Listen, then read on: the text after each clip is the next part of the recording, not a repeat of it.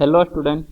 तो आज जो है प्रीवियस 42 ईयर आईआईटी जेई का ORM 3 section E subjective question का क्वेश्चन नंबर 3 से डिस्कस करेंगे। पिछले लेक्चर में क्वेश्चन 2 तक डिस्कस कर चुके थे। तो क्वेश्चन 3 है, state the condition under which the following preparation are carried out, give the necessary equation which need not be balanced. तो आपको बताना है वैसा कंडीशन या रिएजेंट जैसे कि आप एसिटिलीन से इथानॉल बना सकें। तो acetylene CH triple bond CH C2H2, इससे आपको बनाना है C2H5OH इथानॉल। तो क्या क्या कर सकते हैं आप, किस तरह से बनाइएगा। तो सबसे पहले तो इसका रिएक्शन आप करवा दीजिए H2SO4 HgSO4 से। तो ऑक्सीमर्क्यूरेशन एंड डीमर्क्यूरेशन होगा। तो ये एक्चुअली आपका C ट्रिपल बॉन्ड CH है, यहाँ भी CH ट्रिपल बॉन्ड CH। तो इससे H और OH ऐड होता है, तो इस कार्बन से H ऐड होगा तो नेक्स्ट यहाँ पे पॉजिटिव चार्ज आएगा और OH ऐड हो जाएगा, ट्रिपल बॉन्ड डबल बॉन्ड में कन्वर्ट हो जाएगा। फिर फर्दर H+ यहीं पे ऐड होगा, क्योंकि यहाँ पे पॉजिटिव चार्ज बनेगा तो OH जो है प्लस M से स्टेबलाइज करेगा, तो नेक्स्ट OH भी इसी कार्बन से अटैच हो जाएगा। और एक कार्बन से 2 OH अनस्टेबल और डबल बॉन्ड सिंगल बॉन्ड में कन्वर्ट हो जाएगा, तो C डबल बॉन्ड H बना लेगा, तो CH3 CHO बनाएगा, CH3 CHO। अब एल्डिहाइड, तो एल्डिहाइड का रिडक्शन करवा दीजिए H2 कैटेलिस्ट। तो ये रिडक्शन हो जाएगा एल्डिहाइड से 1D अल्कोहल बन जाएगा C2H5OH इथानॉल, एसिटल्डिहाइड से इथानॉल बन जाएगा इस तरह से। Next acetic acid from methyl iodide, तो CH3I, मिथाइल आयोडाइड से आपको एसिटिक एसिड बनाना है CH3COOH, मतलब एक कार्बन आपको एक्स्ट्रा ऐड करना है। तो सबसे पहले तो RX का रिएक्शन आप KCN से करवा दीजिए, तो RCN बन जाता है। तो CH3I का रिएक्शन जब आप KCN से करवाइएगा तो CH3CN बनेगा। अब इसका हाइड्रोलिसिस करवा दीजिए, तो RCN के हाइड्रोलिसिस से RCOOH बनता है, मतलब CH3CN से CH3COOH बन जाएगा एसिटिक एसिड। अब हाइड्रोलिसिस के लिए डाइल्यूट H2SO4 आप ले सकते हैं, मतलब एसिडिक मीडियम में हाइड्रोलिसिस करवाइएगा, तो यहाँ से एसिटिक एसिड इस तरह से बनेगा। इसके बाद नेक्स्ट फोर्थ क्वेश्चन है, give reason for the following. तो हर एक के लिए आपको रीजन बताना है। फर्स्ट है, carbon oxygen bond length in formic acid are 1.23 angstrom and 1.36 angstrom, and both the carbon oxygen bonds in sodium format have same value, that is 1.27 angstrom. तो formic acid HCOOH HC double bond OH, इसमें जो carbon oxygen bond length होता है एक आपका 1.23 है, 1.23 angstrom, और एक 1.36 है। और ये तो फिक्स है कि डबल बॉन्ड वाला शॉर्टर होगा, तो यही आपका 1.23 है, और सिंगल बॉन्ड कार्बन ऑक्सीजन वाला 1.36 एंगस्ट्रॉन है। लेकिन जब ये अपना H+ रिलीज कर देता है तो HC डबल बॉन्ड O-, इसमें जो बॉन्ड लेंथ होता है वो आपका इक्वल होता है दोनों केस में, और 1.27 एंगस्ट्रॉन के इक्वल होता है। ऐसा क्यों? तो जब आप इसका स्ट्रक्चर देखिएगा तो इसमें जो है रेजोनेंस होता है, सिमेट्रिकल है। देखिए ये जब रेजोनेंस करेगा तो HC यहाँ पे O- आ जाएगा और यहाँ डबल बॉन्ड ऑक्सीजन आएगा, ये निगेटिव चार्ज इस तरह से रेजोनेंस करेगा, तो डबल बॉन्ड से सिंगल बॉन्ड में हो जाएगा, और ये सिंगल बॉन्ड से डबल बॉन्ड है। मतलब बॉन्ड ऑर्डर जो है दोनों केस में, इस बॉन्ड का निकालिए इस बॉन्ड का निकालिए, बॉन्ड ऑर्डर आपका 1.5 आएगा। बॉन्ड ऑर्डर के लिए फॉर्मूला होता है sigma plus pi upon sigma, अगर सिमेट्रिकल है तो। देखिए टोटल सिग्मा बॉन्ड कितना है, एक यहाँ 2 सिग्मा बॉन्ड है और एक पाई बॉन्ड है, तो सिग्मा प्लस पाई 3 होगा अपॉन 2 सिग्मा, तो 1.5 आएगा। सिमिलरली इसका भी निकालिएगा तो 3/2 1.5 आएगा। तो बॉन्ड ऑर्डर सेम है, इसलिए बॉन्ड लेंथ भी सेम होगा रेजोनेंस के कारण। लेकिन इस केस में ये सिमेट्रिकल नहीं है, तो अगर रेजोनेंस करेगा भी तो बहुत ही घटिया रेजोनेटिक स्ट्रक्चर रहेगा, मतलब ये जब बॉन्ड बनाएगा तो पॉजिटिव चार्ज आ जाएगा एक पे और एक पे निगेटिव चार्ज, यहाँ से इस तरह से माइनस चार्ज, और यहाँ डबल बॉन्ड OH, यहाँ पे पॉजिटिव चार्ज आ जाएगा। और आपको पता होगा कि जो ज्यादा स्टेबल रेजोनेटिक स्ट्रक्चर रहता है उसका कंट्रीब्यूशन ज्यादा रहता है, मतलब इसका कंट्रीब्यूशन ज्यादा रहेगा किसी भी चीज के एक्सप्लेनेशन में, कोई भी प्रॉपर्टी इससे ज्यादा एक्सप्लेन होगा।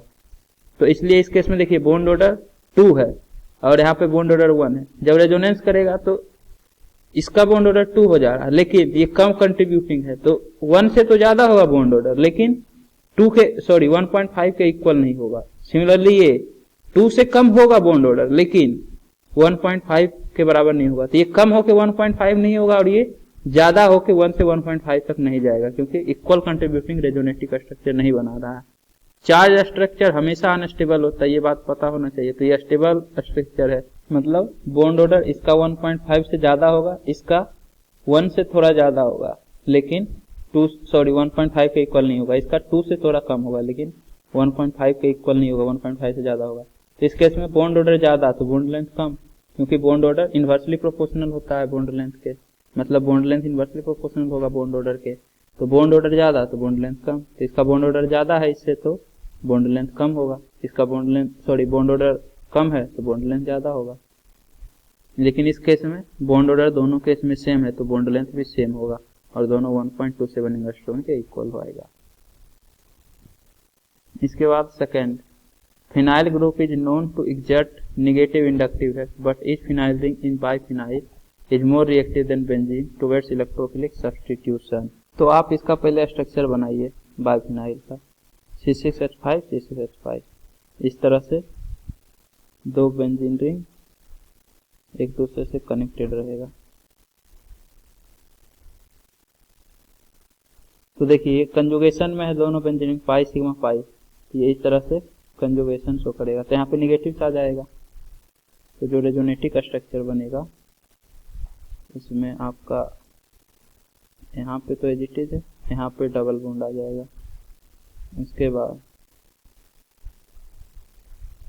ये जो पाई बॉन्ड था ये यहाँ निगेटिव चार्ज इस तरफ शिफ्ट हो गया, और यहाँ से पाई बॉन्ड चला गया तो यहाँ पॉजिटिव चार्ज आएगा, बाकी double bond as it is. तो देखिए इलेक्ट्रोफिलिक सब्स्टिट्यूशन मतलब इलेक्ट्रोफाइल अटैक करने का टेंडेंसी ज्यादा होना चाहिए, मतलब इलेक्ट्रॉन रिच स्पीसीज, मतलब बेंजीन रिंग का इलेक्ट्रॉन डेंसिटी इंक्रीज होना चाहिए। तो जब ये इस तरफ शिफ्ट होगा तो इस बेंजीन रिंग में देखिए यहाँ पे निगेटिव चार्ज आ गया, तो ऑर्थो पोजीशन पे इलेक्ट्रॉन डेंसिटी बढ़ गया। सिमिलरली ये निगेटिव चार्ज कंजुगेशन में है, निगेटिव सिग्मा पाई, तो ये इस तरह से पारा पोजीशन पे भी निगेटिव चार्ज ला सकता है, मतलब यहाँ पे डबल बॉन्ड आ जाएगा और यहाँ पारा पोजीशन पे निगेटिव चार्ज आ जाएगा नेक्स्ट स्ट्रक्चर में। मतलब इलेक्ट्रॉन डेंसिटी ऑर्थो पारा पोजीशन पे बढ़ रहा है इस बेंजीन रिंग का, तो आपका ज्यादा रिएक्टिव होगा क्योंकि इलेक्ट्रॉन डेंसिटी बढ़ रहा है बेंजीन रिंग के कंपैरिजन में। तो इसलिए बाइफिनाइल के केस में ज्यादा रिएक्टिव हो जाता है बेंजीन रिंग। क्यों? क्योंकि इलेक्ट्रॉन डेंसिटी बढ़ जाएगा। सिमिलरली अगर अपोजिट साइड कंजुगेशन होगा तो अपोजिट साइड होगा तो यहाँ पे पॉजिटिव चार्ज आ जाएगा, यहाँ पे निगेटिव चार्ज आ जाएगा। तो इस केस में इस वाले बेंजीन रिंग का इलेक्ट्रॉन डेंसिटी बढ़ेगा, तो ये बेंजीन रिंग ज्यादा रिएक्टिव हो जाएगा। तो बेंजीन से ज्यादा इलेक्ट्रॉन डेंसिटी होता है बाइफिनाइल में रेजोनेंस के कारण, या फिर कंजुगेशन बोल सकते हैं, कंजुगेशन के कारण, इसलिए इलेक्ट्रोफिलिक सब्स्टिट्यूशन के लिए ज्यादा रिएक्टिव रहता है बेंजीन रिंग के कंपैरिजन में। जबकि ये माइनस हाई शो करता है बेंजीन रिंग फिर भी, क्योंकि रेजोनेंस के कारण इलेक्ट्रॉन डेंसिटी बढ़ा रहा है। Third, aryl halide are less reactive than alkyl halide towards nucleophilic reagents. तो एराइल हैलाइड मतलब एरोमेटिक रिंग, बेंजीन रिंग से हेलोजन कनेक्टेड है, एक्स एटम, तो ये आपका बेंजीन है, इससे एक्स कनेक्टेड है, तो एक्स के पास लोन पेयर रहता है, ये कंजुगेशन में रहेगा बेंजीन रिंग से, कंजुगेशन में रहेगा तो इसका रेजोनेटिक स्ट्रक्चर बनाइए, कंजुगेशन करेगा तो इस तरह से पाई और ये पाई, यहाँ पे निगेटिव चार्ज आ जाएगा, निगेटिव चार्ज और ये डबल बॉन्ड है। सिमिलरली ये निगेटिव चार्ज इस तरह से कंजुगेशन करेगा तो इस वाले कार्बन पे निगेटिव चार्ज आ जाएगा, और यहाँ पे डबल बॉन्ड आएगा, इस तरह से निगेटिव चार्ज शिफ्ट होगा तो यहाँ निगेटिव चार्ज, इस तरह से डबल बॉन्ड एक्स, और एक्स पे पॉजिटिव चार्ज आएगा, ये अपना लोन पेयर दिया इस कारण से, यहाँ भी पॉजिटिव आएगा और यहाँ भी पॉजिटिव आएगा। नेक्स्ट फिर से ये इस तरह से ऑर्थो पोजीशन पे शिफ्ट होगा, यहाँ पे negative charge, double bond x, positive, और ये निगेटिव चार्ज के कारण यहाँ पे डबल बॉन्ड और यहाँ पे कुछ है। तो देखिए रेजोनेंस हो रहा है तो ये सिंगल बॉन्ड नहीं रह गया, ये पार्शियल डबल बॉन्ड करेक्टर आ रहा है रेजोनेटिक स्ट्रक्चर, मतलब बॉन्ड ऑर्डर जो है 1 से ज्यादा होगा, बॉन्ड ऑर्डर ग्रेटर देन 1 होगा। जबकि RX अल्काइल हैलाइड में बॉन्ड ऑर्डर 1 होता है, तो बॉन्ड ऑर्डर ज्यादा है तो बॉन्ड लेंथ कम होगा, बॉन्ड लेंथ कम होगा तो बॉन्ड आपका शॉर्टर है तो स्ट्रोंगर भी होगा। तो ये स्ट्रोंग बॉन्ड रहता है, स्ट्रोंग बॉन्ड रहता है तो इसको ब्रेक करना डिफिकल्ट होता है शॉर्टर और स्ट्रोंगर बॉन्ड होने के कारण।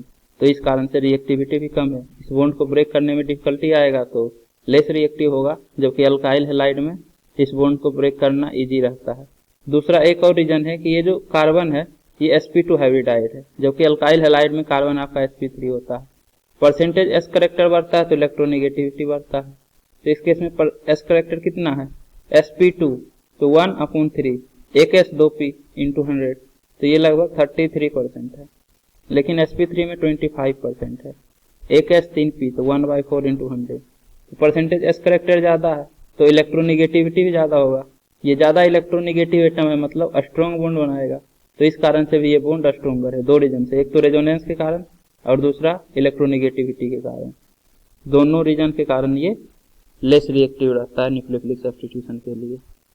इसके बाद फोर्थ है CH2 double bond CH minus is more basic than CH triple bond C minus. तो ऐसा क्यों होता है, तो फिर से दोनों कार्बन का हाइब्रिडाइजेशन देख लीजिए, एक sp2 है एक sp है। परसेंटेज s करेक्टर ज्यादा तो इलेक्ट्रोनिगेटिविटी भी ज्यादा, तो इस केस में परसेंटेज s करेक्टर है 33%, अभी कैलकुलेट किए थे। इस केस में परसेंटेज s करेक्टर है 50, दो है एक s एक p तो 1/2 इंटू 100। तो s करेक्टर ज्यादा तो इलेक्ट्रोनिगेटिव ज्यादा है, और ज्यादा इलेक्ट्रोनिगेटिव एटम पे निगेटिव चार्ज ज्यादा स्टेबल होता है, ये पता होना चाहिए। तो इस पे निगेटिव चार्ज ज्यादा स्टेबल होगा as compare to this carbon atom, ये जो निगेटिव चार्ज है। तो ये कम स्टेबल है इससे, तो कम स्टेबल है तो डोनेट करने का टेंडेंसी ज्यादा होगा, क्योंकि ये स्टेबल है तो डोनेट करना नहीं चाहेगा, और लोन पेयर डोनेट करना नहीं चाहेगा तो बेसिक स्ट्रेंथ कम होगा, क्योंकि लेविस बेस का डिफिनेशन ही होता है लोन पेयर डोनर। तो जो जितना अच्छा से डोनेट करेगा उतना स्ट्रॉन्ग बेस कहलाएगा। तो ये डोनेट करने का टेंडेंसी ज्यादा रखता है, इसलिए मोर बेसिक होगा, या इसको बोल सकते हैं ये स्ट्रॉन्ग बेस होगा इससे। इसके बाद फिफ्थ है normally benzene gives electrophilic substitution reaction rather than electrophilic addition reaction although it has double bond. तो बेंजीन जो है इलेक्ट्रोफिलिक सब्स्टिट्यूशन रिएक्शन देता है, जबकि इसके पास भी डबल बॉन्ड है। तो डबल बॉन्ड है तो ये इलेक्ट्रोफिलिक एडिशन रिएक्शन देना चाहिए, लेकिन ऐसा क्यों नहीं होता है। तो देखिए आपको एक पॉइंट पता होगा कि स्टेबिलिटी जो होता है एरोमेटिक कंपाउंड का ज्यादा होता है नॉन एरोमेटिक कंपाउंड से। तो अगर ये इलेक्ट्रोफिलिक एडिशन करेगा, मतलब यहाँ पे इलेक्ट्रोफाइल ऐड होगा मान लीजिए, और यहाँ हाइड्रोजन था, तो इसका कंजुगेशन ब्रेक हो जाएगा। तो पहले तो ये एरोमेटिक कंपाउंड था, बाद में नॉन एरोमेटिक कंपाउंड बन जाएगा, तो स्टेबिलिटी घट जाता है। और कोई कंपाउंड रिएक्शन करके अपने से स्टेबल प्रोडक्ट में जाना चाहता है, जबकि ये रिएक्शन करेगा तो अनस्टेबल हो जाएगा रिएक्टेंट से, तो इसलिए ये इलेक्ट्रोफिलिक एडिशन रिएक्शन नहीं करता है। अगर इलेक्ट्रोफिलिक सब्स्टिट्यूशन करेगा तो हाइड्रोजन हटेगा और इलेक्ट्रोफाइल लग जाएगा, और benzene ring as it is रहेगा, मतलब एरोमेटिक का एरोमेटिक ही रहेगा। इसलिए इलेक्ट्रोफिलिक सब्स्टिट्यूशन रिएक्शन करता है, जबकि डबल बॉन्ड है फिर भी इलेक्ट्रोफिलिक एडिशन नहीं करता है। इसके बाद फिफ्थ क्वेश्चन, फिफ्थ में फर्स्ट है आपके पास बेंजोइक एसिड है, बेंजीन से COOH अटैच्ड है, उसका रिएक्शन PCl5 से करवाए तो C बना, उसके बाद अमोनिया से रिएक्शन करवा दिए तो D बन गया, उसके बाद P2O5 से रिएक्शन करवाए तो C6H5CN बना, उसके बाद हाइड्रोजनेशन करवाए तो E बन गया। तो आपको C, D एंड E बताना है। तो सबसे पहले RCOH कार्बोक्सिलिक एसिड का जब रिएक्शन करवाते हैं PCl5 से तो RCOCl बनता है एसिड क्लोराइड, तो PHCOCl बन जाएगा, बेंजोइल क्लोराइड इसको बोलते हैं, PHC डबल बॉन्डो Cl। उसके बाद ये आपका C हो गया। अब इसका रिएक्शन NH3 से करवाते हैं तो ये एमाइड बनाता है, एसिड क्लोराइड जो है NH3 नाइट्रोजन अटैक करेगा और Cl माइनस बाहर, तो RCONH2 बनेगा, तो PHCONH2 बेंजीन से C डबल बॉन्डो NH2, ये आपका D हो गया। अब इसका रिएक्शन P2O5 से करवाते हैं तो P2O5 डिहाइड्रेटिंग एजेंट होता है, डिहाइड्रेटिंग एजेंट होता है तो यहाँ से दो हाइड्रोजन और यहाँ से ऑक्सीजन से -H2O करेगा, तो कार्बन नाइट्रोजन के बीच में ट्रिपल बॉन्ड आ जाएगा, तो PHCN बनाएगा। अब हाइड्रोजनेशन, तो RCN का हाइड्रोजनेशन जो करवाते हैं H2O निकल से, तो ये रिड्यूसिंग एजेंट है, तो इसको रिड्यूस कर देता है RCH2NH2 में, तो PHCN से PHCH2NH2 बन जाएगा। तो आपका E होगा बेंजीन से CH2NH2, C D and E तीनों पता चल गया। नेक्स्ट 5 का ही सेकंड पार्ट है CH3CH डबल बॉन्ड CH2। इसका रिएक्शन NaBH4 से करवाते हैं तो F बनता है। उसके बाद HCl/ZnCl2 मतलब लुकास रिएजेंट से करवाते हैं तो G। उसके बाद KCN के बाद H+ एसिडिक मीडियम में हाइड्रोलिसिस होगा तो H बनता है। अब आपको FGH आइडेंटिफाई करना है। तो सबसे पहले NaBH4, यहाँ पे आपका एक तो अल्कीन है, दूसरा एल्डिहाइड है। तो अल्कीन को तो ये कुछ नहीं कर पाएगा, सिर्फ एल्डिहाइड रिड्यूस होगा, मतलब CHO से CH2OH बन जाएगा। तो F आपका होगा CH3CH double bond CH CH2OH। In fact NaBH4 से स्ट्रॉन्ग रिड्यूसिंग एजेंट होता है LiAlH4। ये भी डबल बॉन्ड को रिड्यूस नहीं कर पाता है। बस एक ही केस में, अगर यहाँ CH3 की जगह PH रहता, मतलब PHCH डबल बॉन्ड CHCHO, तब जाके LiAlH4 रिड्यूस कर देता है, बेंजीन के साथ कंजुगेशन में रहता है।